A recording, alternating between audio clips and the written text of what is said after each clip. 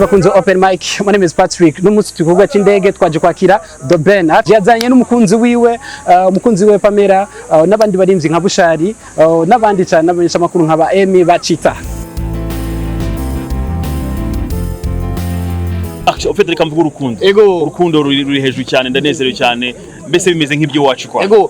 Nditeguye cyane ku ruhande rwanjye, ariko nanone ndanezerewe cyane kuba ngiye gura nkunda kubivuga na Farious is one of my biggest inspiration. I'm close cyane n'umuhanzi witwa Sati B. Is a good friend and is a wonderful, super wonderful, talented guy.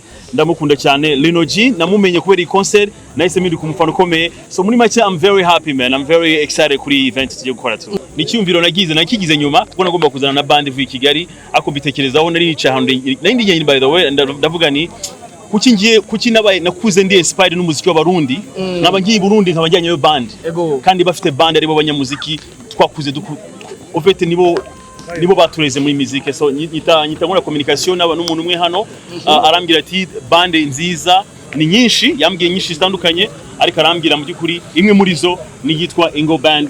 Turavugana numva ndabakunze, we about to make history.